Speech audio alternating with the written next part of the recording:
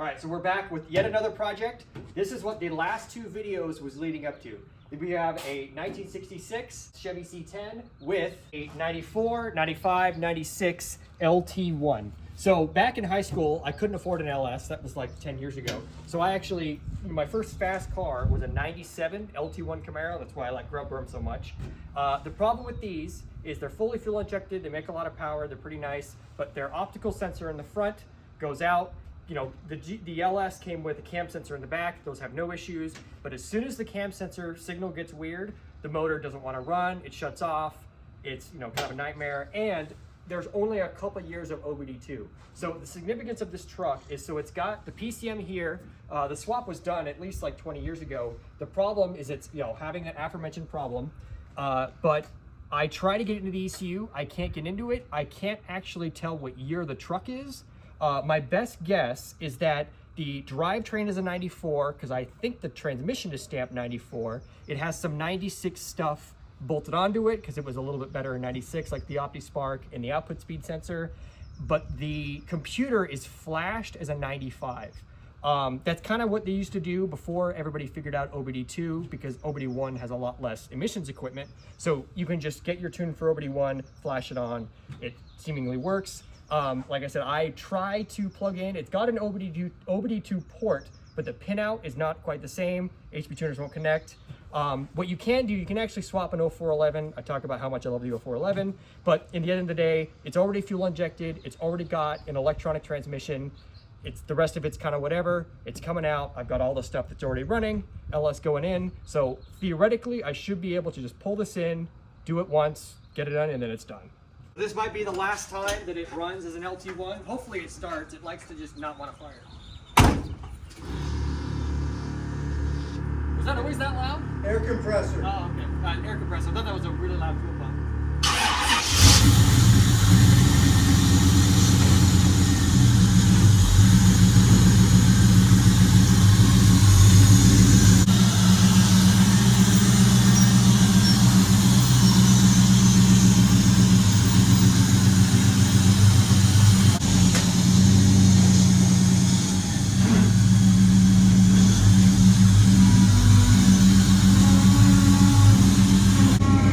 Yeah, you're good with that. All right, this thing was bigger than I thought it was. I just have to move stuff around. So in order to make this swap hopefully as seamless as possible, we went out and grabbed multiples of every single thing we need.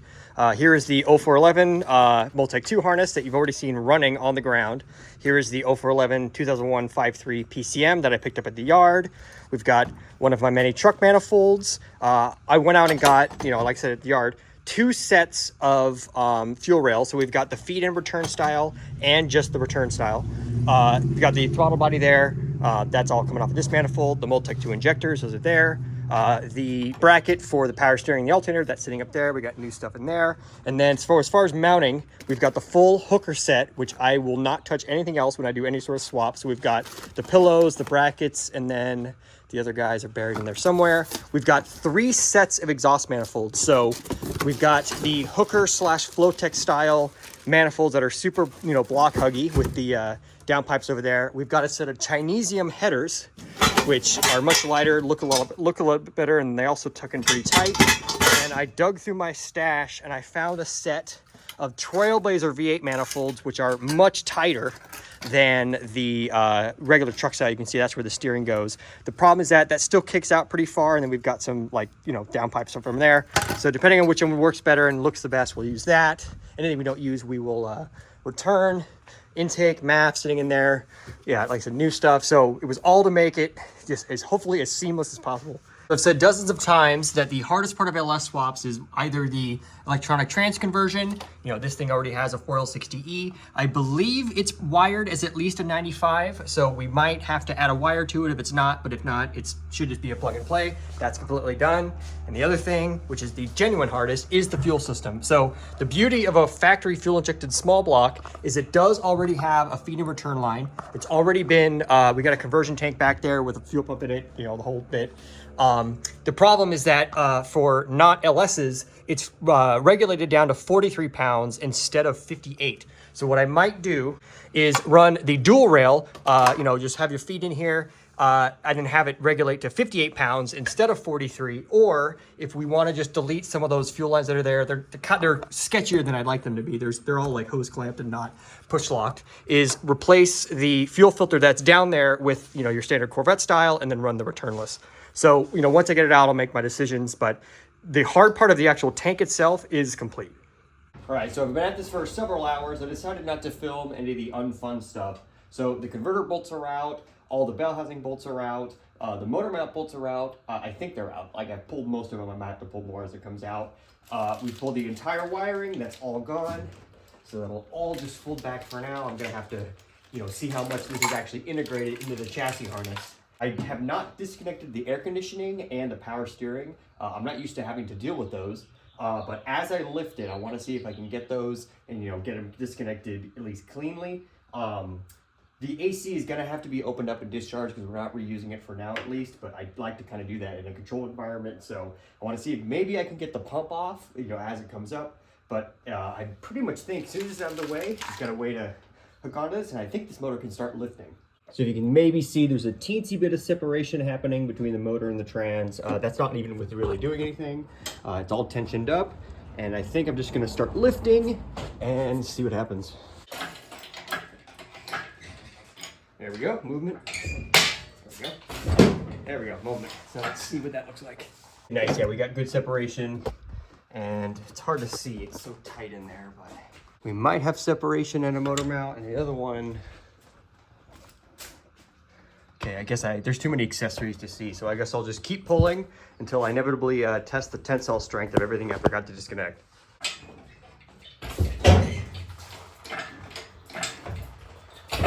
There we go.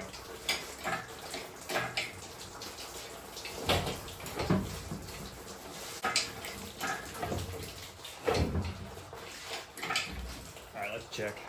So you can see the trans, yeah, that completely let go in the right way, good. The exhaust did separate on that side. Obviously, yeah, we got major separation of that. Oh shoot, that major separation of that motor mount, but yeah, these freaking plug wires. There we go. Okay, so that plug wire was looped underneath the motor mount. Those typical LT1 things, having everything so low. So you can see it, we got separation. None of these plug wires are running underneath. We're leaking trans fluid. I think it's because I pulled the dipstick, so it probably came down a little bit.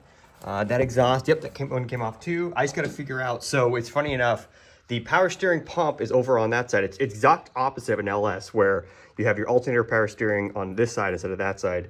So power steering pump's way over there, and then that means it runs all the way. I need to trace them. So at some point I need to disconnect power steering lines. That might be one or two of them. As it comes up, I'll be able to see more. Hopefully I don't just break them off.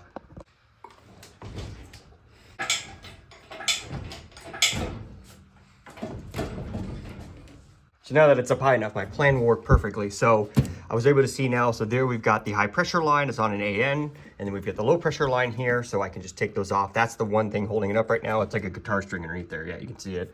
And then for the AC, you have one line going this way. I've got a lot of slack to keep going, and then I've got slack here going on this one. So there's one bolt I can see there. There's probably another one in the, up in the front. So I'll disconnect the power steering, get it up higher, then hope I can just take the pump off and set it off, and then maybe push it outside to open it up or something.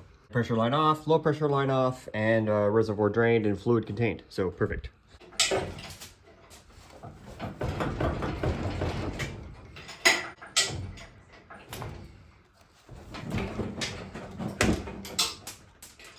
So as you can see, we got an extremely tight fit here since I don't want to pull anything that I don't have to.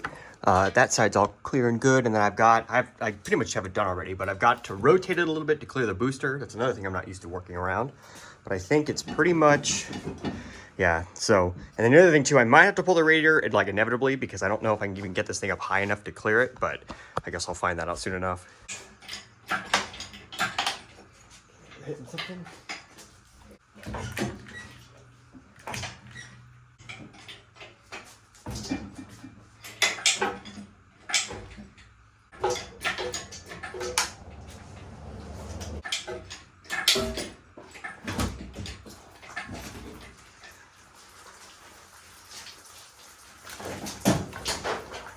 Big movement. Got a whole lot of air in here now. I think it's pretty free.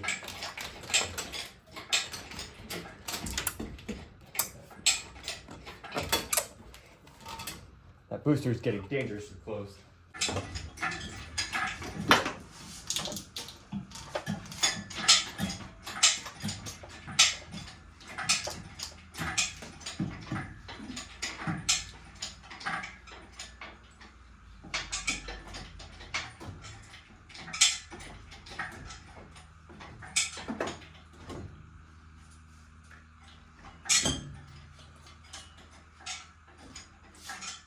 So we are indeed free. Yeah, see, it's freely spins, and I really had to disconnect almost nothing. Yeah, even plug wires, like I only took one plug wire off. And then, yeah, all the accessories got to stay on. That's nice. There's the good old Optispark with all of its numbers because of how often it has to come on and off. And then over here we got the motor mount came apart nice. Yeah, everything came apart exactly how I wanted to. We now have to figure out how to get it over this. I do have the truck jacked up so I can lower it a little bit, but I might have to come sort of this way because that radiator comes up pretty high. We are back on the ground. This truck is on air ride. I think the bags are all the way up, and then now it's got no motor in it, so it should be sitting up a little bit higher than before. Yeah, we're pretty close. I think I can snake it out this way. There's not a whole lot of room in this garage, obviously, but I think we're good. Let's see if I can't come right this way.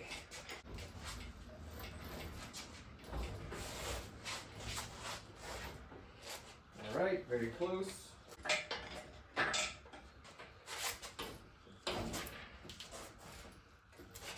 Perfect, right over. So yeah, I couldn't even actually really go to the right or left that much because the feet of the hoist kept getting stuck in the control arms. Yes, we are past the high point of the thing, and then here we can see in here, got a lot of work to do in here. The tran's being held up by a ratchet strap, and then I need to take these off and then start playing around with the hooker stuff and get ready for this guy. We've got the old motor next to the new one. So now that it's out, you can kind of see it better. So buried down in there underneath the removable balancer and the gear-driven water pump is the Optispark. So this motor came out in 92 in the Corvette, updated from the TPI. So, and then in 93, the Fortune Camaro came out, which was gonna have the windshield come all the way to here. You obviously couldn't have a distributor back there anymore. So I don't know if that had to do with it, but it definitely helped. So the coolant is reverse flow. That's just, I guess, for whatever. And then they said the distributor's under here. The problem is that for the fuel injection, you have your cam position sensor, but it is in this unit with the rest of the distributor, and it's optical. So what happens is that, especially that's what's going on with this, combo, oil and then especially water gets inside, gets on your disc, makes the sensor dirty, makes the sensor fail. You throw a P0372 cam position sensor and it doesn't want to run, the truck just shuts off. If you try to start it again, it'll just crank, and then if it does start, it'll run in batch fire, so it's a huge pain. But the fix is just getting one good Optispark, and then it's theoretically good for a long time. Back when I was in high school, the fix for these was to get the MSD Pro Billet Optispark. It used to be like $500, and then a few years later it went to like $1,000, and then now I think it's $700. They probably have like a couple on the shelf sitting forever. The problem though with some of those Optisparks, especially the cheap ones, is we were noticing is you would get a new one and then the rotor inside would be clocked wrong. So unlike a regular distributor where it's just on a gear and then you slip it in yourself, these are fixed. You cannot adjust any of the timing at all. It's got a keyway that's on the snubber of the crank, and that rotor is not adjustable whatsoever. So if it's not clocked right from the factory, the Optispark won't work. The timing will be way off. It just won't work. So that being said, we do want to sell this engine. If you do have a good Optispark, you could throw it in here, the timing's right, it'll run perfect. Like I said, it's a 94, 95, 96. I don't know exactly what year. There's no way to actually tell from any numbers on the engine.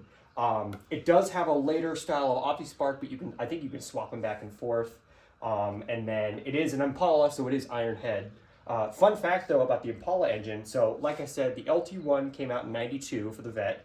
93 for the Camaro, it's the same engine. And then in 94, the motor's pretty different. So it's got much different cylinder heads, they're ironed, and it's got a different cam profile. That cam profile, I think, is like a 191, 196. It is the exact same cam that was about to come in the 96 and up Vortec 350. So along with the heads also, they have the same like port design, the same everything. It's basically a reverse flow proto L31 Vortex small block Chevy. This makes, I think, 260, and then versus 255, 300-ish torque. So this motor was, what was going to be, basically a prototype of the Vortex engine. What's funny though is, so Vortex engines have really good ignition systems. It's just, your typical distributor in the back, it's fixed. It doesn't, none of the timing, that's all handled in the computer, but it still has it in the correct location in the back. But the fueling sucks. So the spider injection on those is terrible. The injectors are way too small, and they're like not even in the ports. They're on like nozzles, and you can't even access them. And then they have intake manifold gaskets go bad. They flow really bad. It's just all around not good.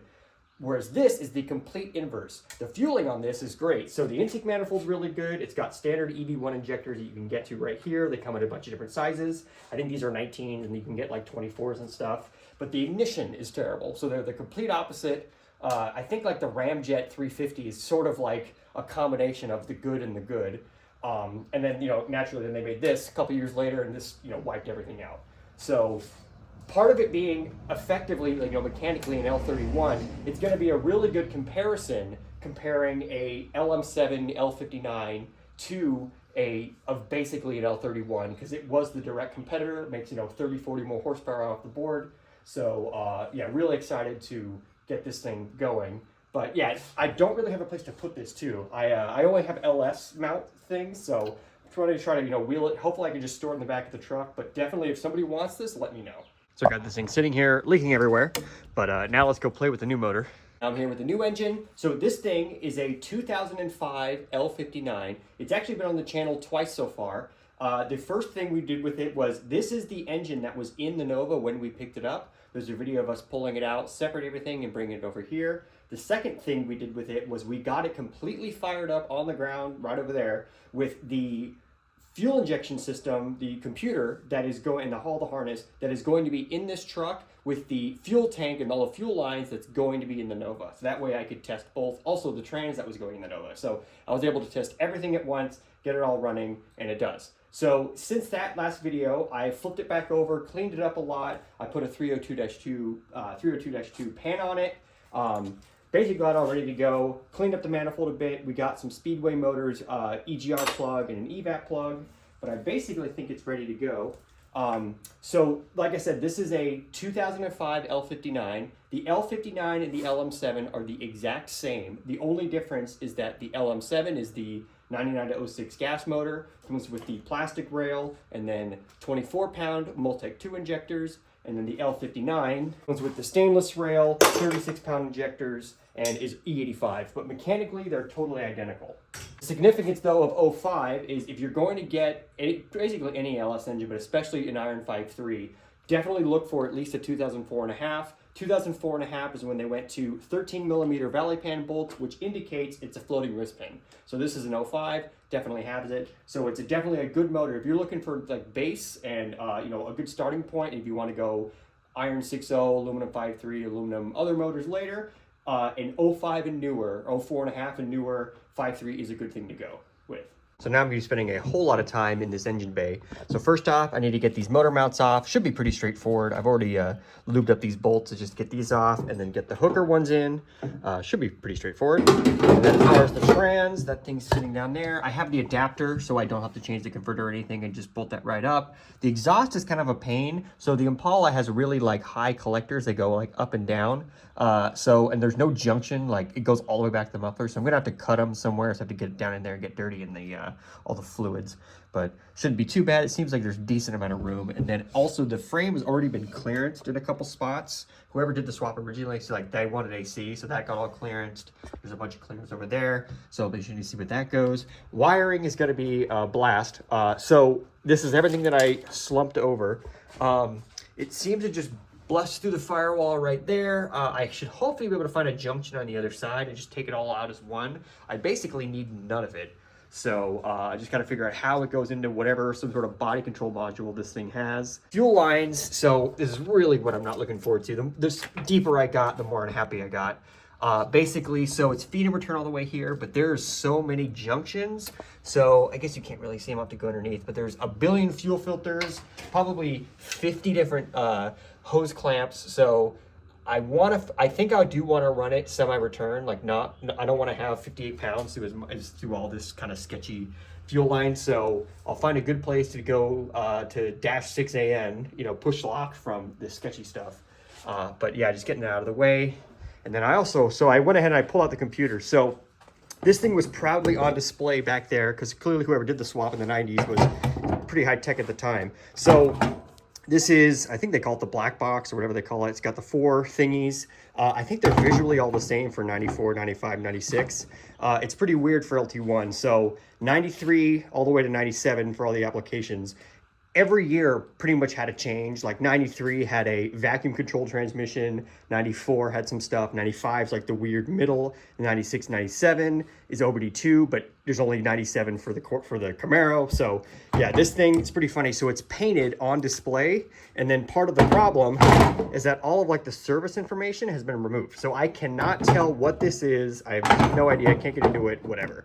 So in order to like sort of future-proof myself, obviously LS's and OBD2's not going away anytime soon, but so the last video I made, when I went to the yard, so like I said, this thing is going to think it's a 2001, 2002 LM7. I specifically went out and got a 2001 Silverado 5.3 4L60E, you know, even the gearing's the same, ECU, or PCM rather, so I don't have to flash this thing.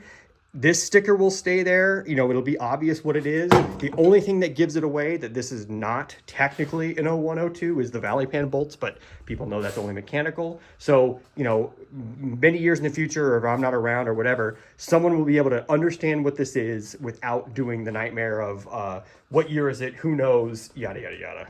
Already looks a lot better under here. I ran everything I could that came out of that hole back through it. And then a couple of wires, most of the wires actually that went down to the starter came out here. I'm gonna leave the purple because obviously that's just crank. This red guy, this is one of the main power going to the starter that I'm just gonna push that through.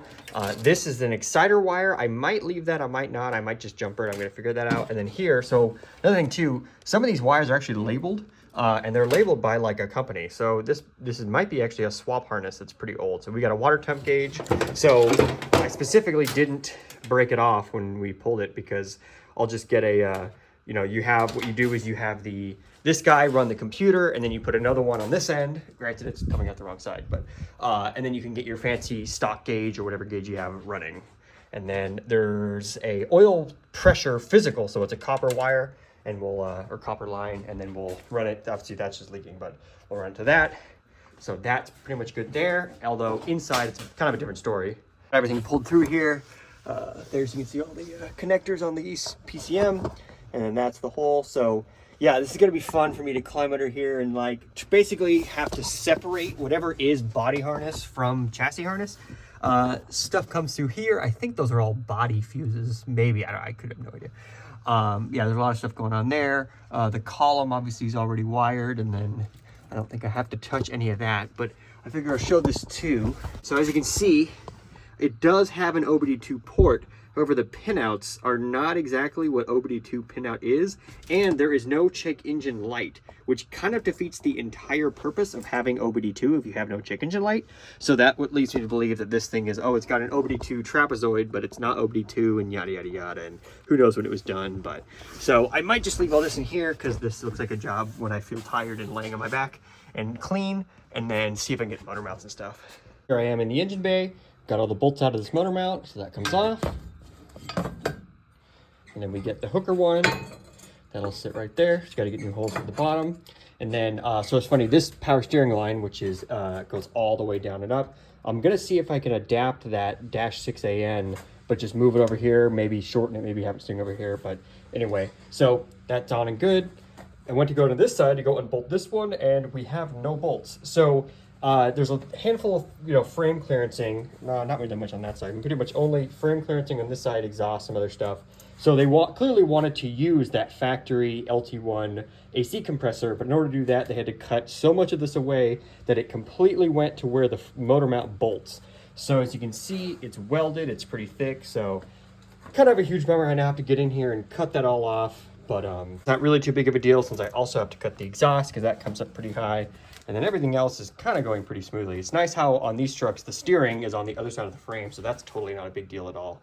And then the other thing is that this shift rod is going to be, it's like a direct shot. That might have to be bent, and that might be a challenge. And with that, I feel like that's a pretty good place to call it for this session. I pretty much got everything out that I needed to. The thing is pretty much totally stripped. I have a bunch of off-camera work I need to do. So obviously all the wiring inside, cut some stuff, cut that. I really did want to try to get this motor at least sitting in there, you know, mounted, look like it's pretty much done in one day. But obviously with that motor mount being welded, that's not happening. But doing one-day motor swaps is pretty daunting, you know, especially in a truck that has full accessories, AC, a whole bunch of other stuff, air ride, and it doesn't even belong to me. So definitely the next time you guys see this thing, it is going to be making major strides in the right direction and hopefully running. So the last thing I actually want to do is weigh this thing. So I use this thing all the time, my crane scale. I know that aluminum block LS long blocks are 330 pounds, and then iron block long block LSs are 440. This is an iron-headed small block, so 50 pounds heavier than an aluminum-headed small block. I need to weigh another one, but I'm pretty sure that an aluminum-headed iron block small block and an aluminum-headed aluminum block LS are basically the same. This thing obviously has all of its emissions, no, not emissions, but all of its, you know, it's not even a long block, it's a fully dressed motor, so it's not a direct comparison, but what I want to do is get the weight, and then when that motor's ready to go in, dress it up the exact same way and see the weight, and then see, I think we're going to gain some weight, I would guess like 50 pounds, but see exactly what that number is. So, let me get this thing on, at 0, see what we can see.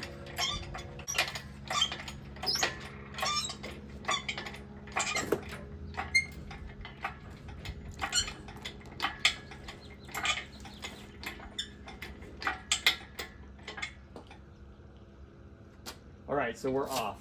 So that means fully dressed, still has water in it, alternator, stock exhaust manifolds, water pump, everything is like 540.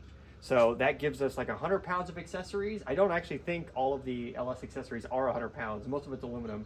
The exhaust manifolds might be heavy, so it might end up being almost an exact weight neutral.